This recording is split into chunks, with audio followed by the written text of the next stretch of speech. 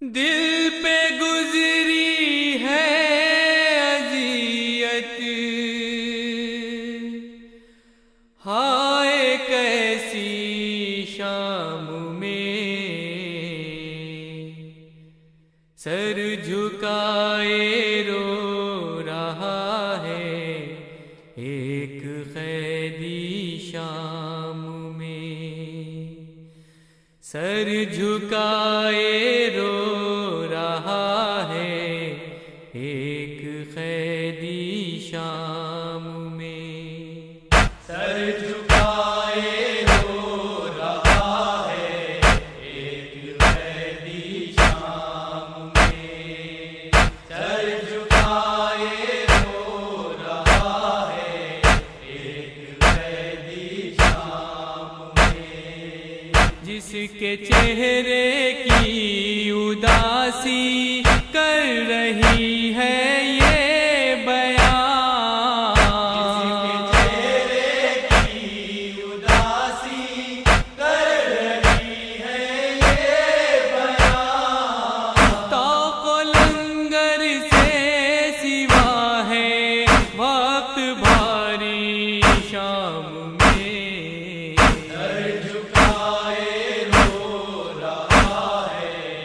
ایک قیدی شام میں، سر جھکائے رو رہا ہے ایک قیدی شام میں، اہل خانہ بیرداں ہے رنج ہے اس بات کا،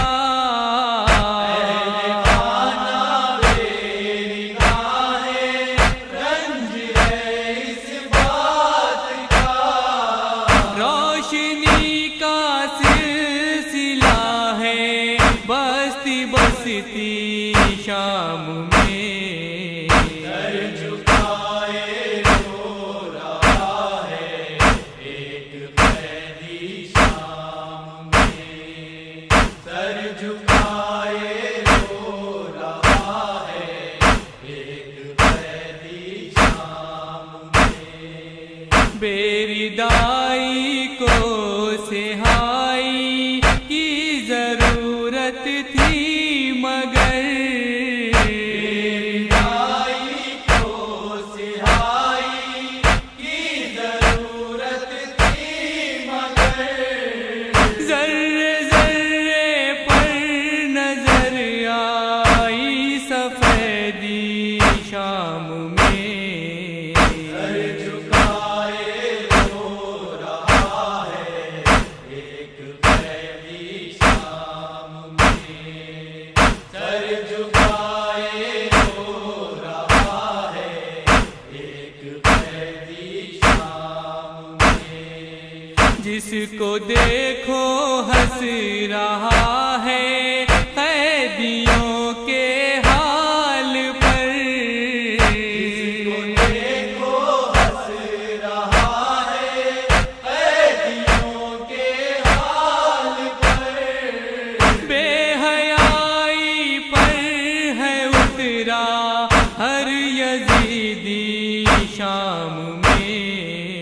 سر جھکائے رو رہا ہے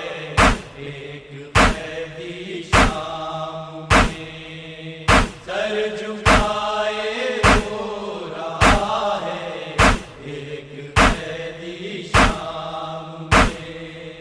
ظالموں کے ظلم پر انسانیت ہے شرمسار، ظالموں کے ظلم پر انسانیت ہے شرمسار،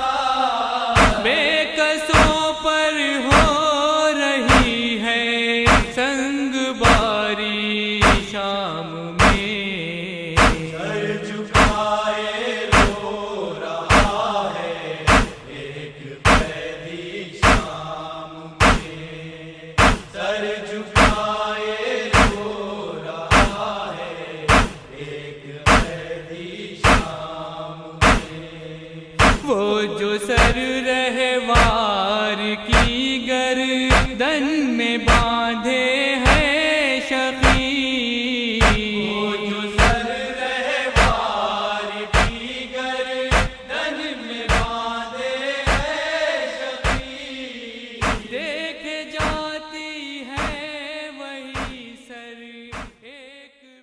موجود ہیں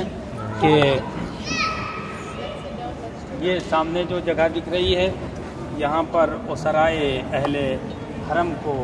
کھڑا کیا گیا تھا، اور یہ جو اوپر آپ دیکھ رہے ہیں ابھی بھی آثار باقی ہے بنانے، یہ جگہ وہ ہے جہاں پر یزید آ کے بیٹھا تھا اور سر امام حسین السلام کو لا کے رکھا گیا تھا، اور اسی جگہ یہی وہ جگہ ہے جہاں پر وہ اس ملعون نے بیٹھ کر ایک چھڑی لے کر بے ادبی کی تھی امام حسین السلام کے ساتھ۔ یہاں پر پورا دربار تھا، سارے تماشائی آ کے بیٹھے ہوئے تھے، بی بی زینب سلام اللہ علیہا اس جگہ پر کھڑی ہوئی تھی اور انہوں نے خطبہ اسی جگہ پر دیا تھا۔ یہی وہ اس جگہ کو بنا دیا گیا، اس وقت منبر نہیں ہے لیکن اس جگہ کو بنا دیا گیا ہے کہ جہاں پر امام سجاد نے خطبہ دیا تھا، اور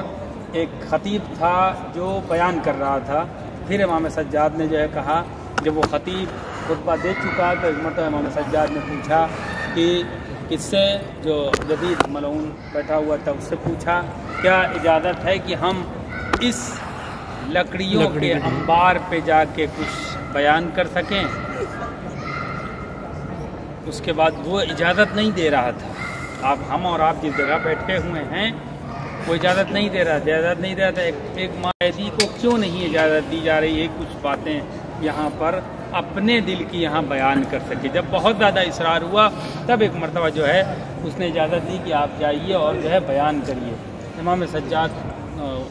منبر پہ جاتے ہیں اور وہ عظیم الشان خطبہ بیان کرتے ہیں کہ پورے دربار میں جو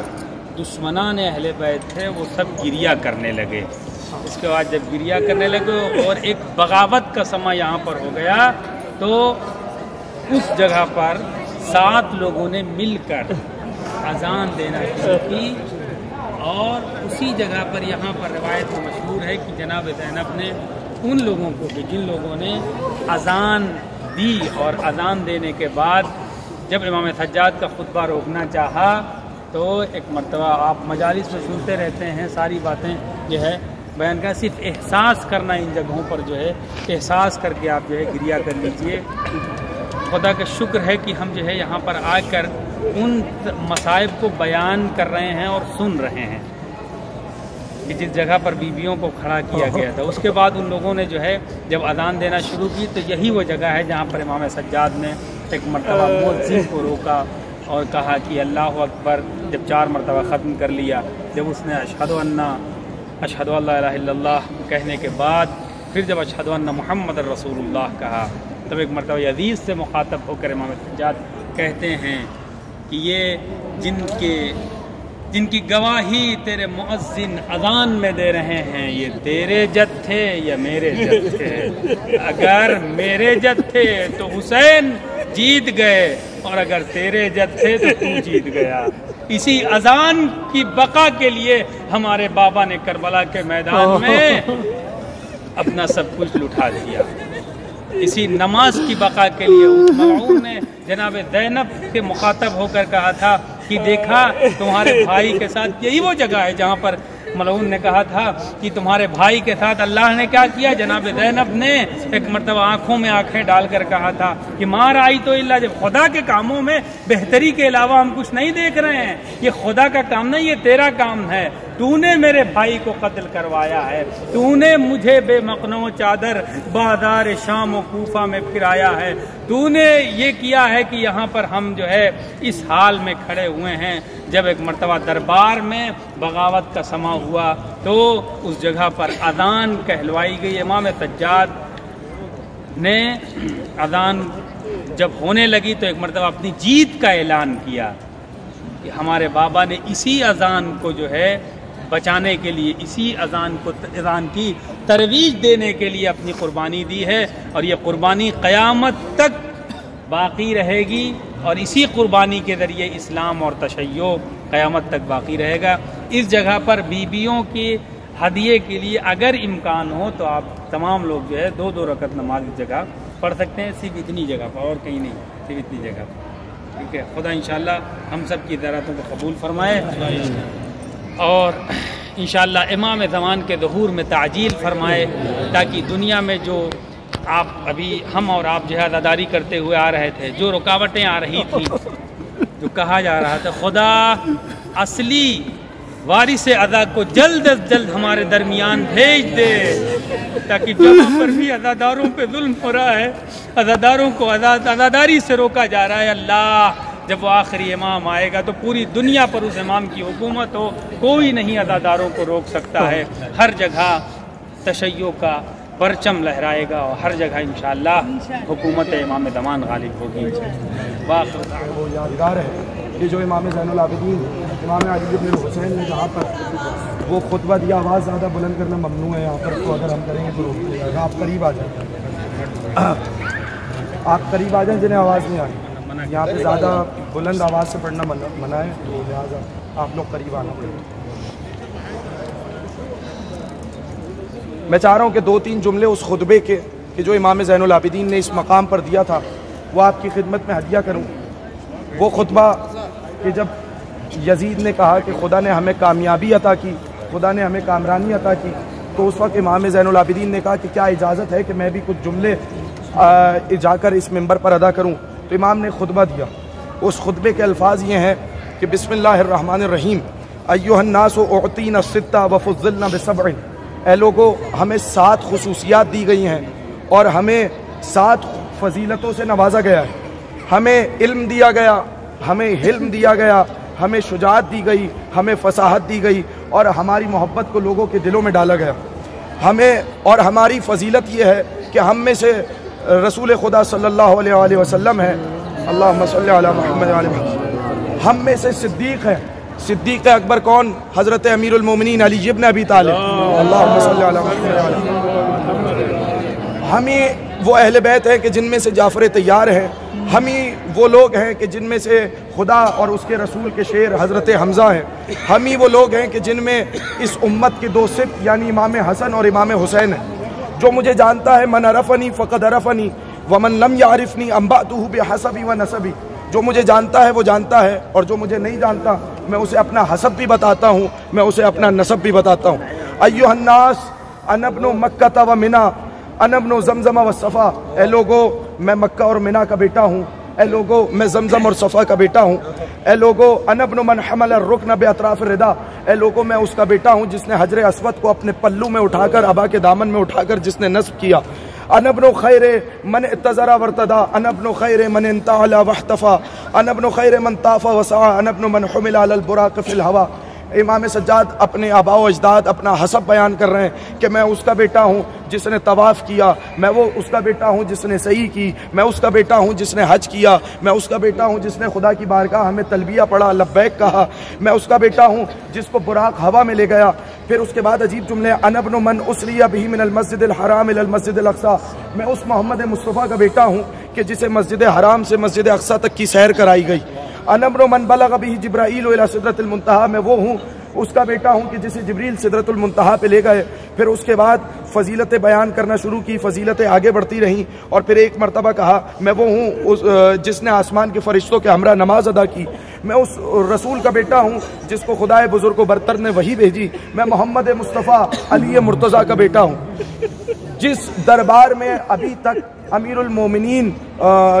پر لعن کرنے کی بنیاد رکھی گئی تھی، آج امیر المومنین کا پوتا اسی دربار میں علی ابن ابی طالب کی ولایت اور محبت کو لوگوں کے درمیان عام کر رہا ہے۔ اور ایک جملہ کہا میں محمد مصطفیٰ اور علی مرتضیٰ کا بیٹا ہوں۔ ابھی تک لوگوں کے دلوں میں ایک مزاج بنا ہوا تھا، لوگوں کے ذہنوں میں کون علی مرتضیٰ، آپ تعارف کرا رہے ہیں، میں اس کا بیٹا ہوں جس نے مشرکین اور اللہ کے نافرمانوں کی ناک خاک میں رگڑ دی، حتیٰ کہ مشرکین و کفار نے کلمہ توحید کا اقرار کیا۔ اس کا مطلب میرے مولا نے کہا آج جو تم لوگ لا الہ الا اللہ محمد الرسول اللہ پڑھ رہے ہو یہ علی ابن ابی طالب کی ذوالفقار کا صدقہ ہے۔ اگر علی ابن ابی طالب کی تلوار نہ چلتی تو آج تم لوگ دائرہ اسلام میں داخل نہ ہوتے۔ میں اس عظیم مجاہد کا بیٹا ہوں جس نے رسول اکرم کے سامنے اور آپ کی رکاب میں 2 تلواروں اور 2 نیزوں سے جہاد کیا، 2 بار ہجرت کی، 2 بار رسول کے ہاتھ پہ بیعت کی، بدر و حنین میں کفار کے خلاف ایسا جہاد کیا جو شجاعانہ تھا۔ اور ایک لمحے بھر کے لیے بھی زندگی میں لمحے بھر کے لیے بھی جس نے کبھی شرک نہیں کیا، میں اس کا بیٹا ہوں جو مومنین کا پیشوا ہے، جو سب سے زیادہ نیک و صالح ہے، انبیاء کا وارث ہے، ملحدین کی گردنوں کو اڑانے والا ہے، مسلمانوں کا امیر ہے، مجاہدوں کا روشن چراغ ہے، عبادت کرنے والوں کی زینت ہے، خوف خدا سے گریہ و بکا کرنے والوں کا تاج ہے۔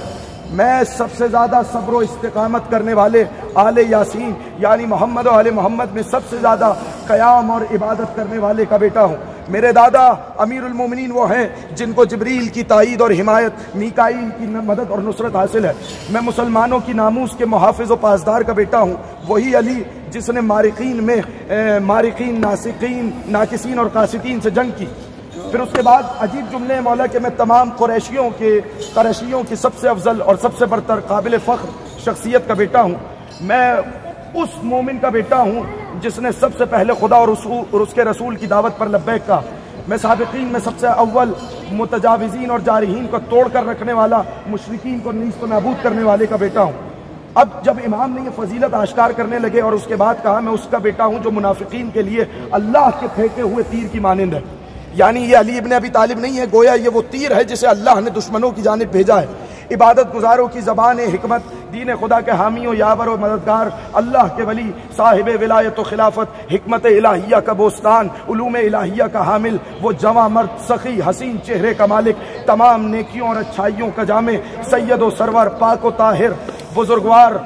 اللہ کی مشیت پر بہت جلد راضی ہو جانے والا اور دشواریوں میں پیش قدم، ہمت و ارادے والا، بہر صورت ہمیشہ روزہ رکھنے والا، ہر آلودگی سے پاک، نجاست سے پاک، ہر رچ سے پاک، بہت زیادہ نماز گزار، بہت زیادہ قیام کرنے والا۔ اب یہ اسی دربار میں امیر المومنین کے فضائل پڑھ رہے ہیں مولا سید سجاد، جو سب سے زیادہ قوت، شجاعت، ہیبت، کفار کے مقابلے میں شیر دلاور، جنگ کے دوران جب نیزے آپس میں ٹکراتے ہیں تو کفار کے مقابلے میں جب نیزے ٹکرانے لگتے ہیں اور صفیں قریب ہو جاتی ہیں، وہ کفار کو چکی کی مانند پیس دیتا ہے اور آندھی کی مانند منتشر کر دیتا ہے۔ وہ حجاز کا شیر ہے، وہ عراق کے سید و آقا ہیں، مکی ہیں، مدنی ہیں، بدری ہیں، احدی ہیں، اور اس کے بعد عجیب جملے کہیں میدان کے شیر دلاور، اور دو امت کے وارث بھی ہیں علی ابن ابی طالب نے، ایک کا نام حسن ہے، ایک کا نام حسین ہے۔ ہاں، فخر سے کہا میرے مولا نے، ہاں میرے والد میرے جد علی ابن ابی طالب ہیں۔ پھر اس کے بعد امام سجاد نے کہا میں فاطمہ زہرا کا بیٹا ہوں، میں تمام خواتین کی سید و سردار فاطمہ زہرا کا بیٹا ہوں۔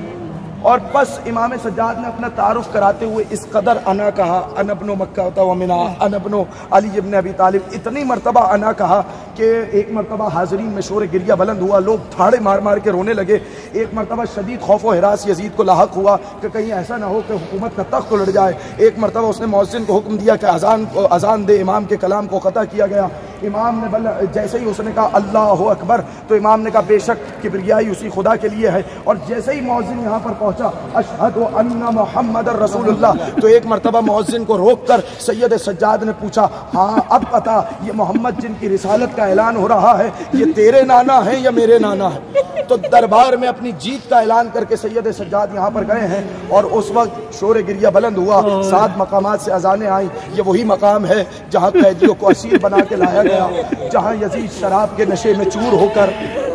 شطرنج کی بساط بچھا کر سید الشہداء کے ہونٹوں پر چھڑی مار کے کہتا تھا یہ وہی ہونٹ ہیں جن پر میرے نانا بوسے دیا کر، جن پر رسول اکرم بوسے دیا کرتے تھے،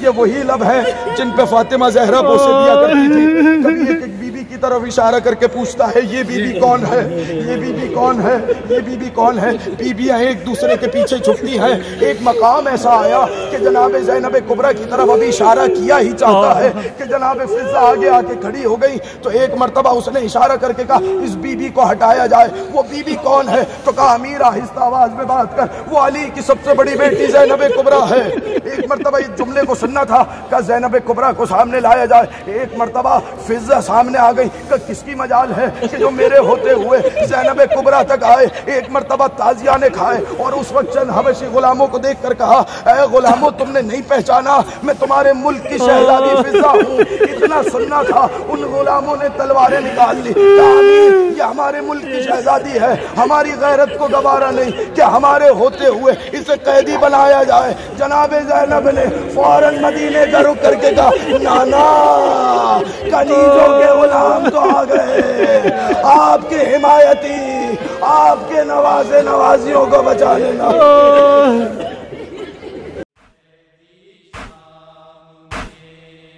جس کو دیکھو ہنس رہا ہے قیدیوں کے حال پر، جس کو دیکھو ہنس رہا ہے قیدیوں کے حال پر، بے حیائی پر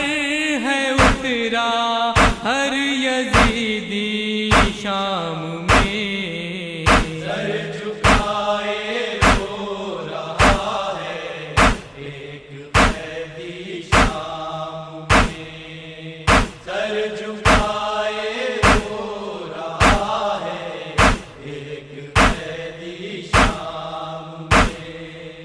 ظالموں کے ظلم پر انسانیت ہے شرمسار، ظالموں کے ظلم پر انسانیت ہے شرمسار، بے قصوں پر ہو رہی ہے سنگ باری شام میں،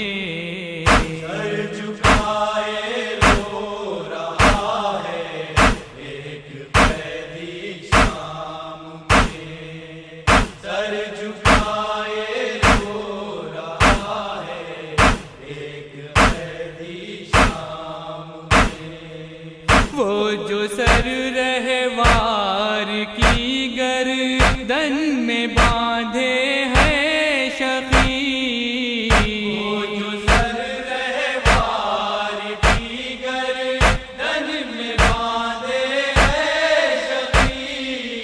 دیکھے جاتی ہے وہی سر ایک بی بی شام میں،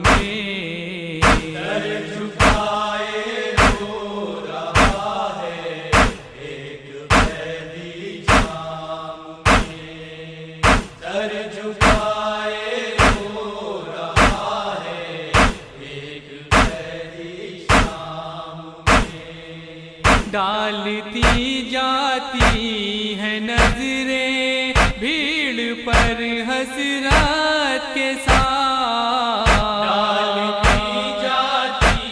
ہے نظریں بھیڑ پر حسرت کے ساتھ، جانے کس کو ڈھونڈتی ہے ایک بچی شام میں،